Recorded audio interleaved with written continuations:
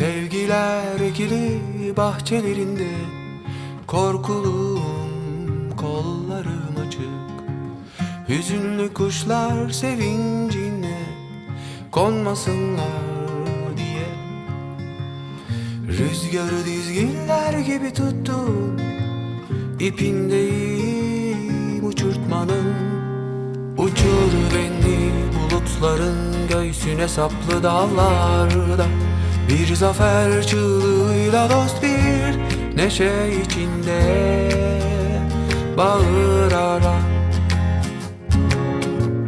Uçur beni bir çelik yarasıyla ayrık falezlerden, kuşların cennetine yolcu eder gibi yalın ayağa.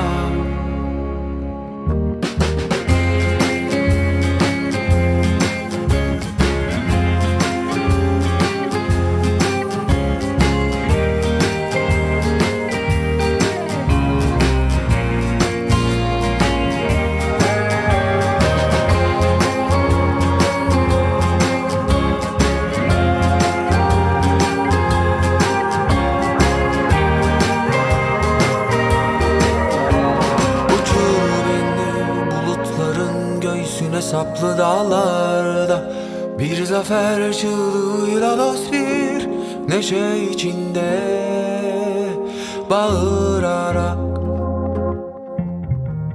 Uçur beni bir çelik yarasıyla ayrık falezlerden, kuşların cennetine yolcu eder gibi yalın ayağa. Uçur saplı dağlarda bir zafer çığlığıyla dost bir neşe içinde bağırarak.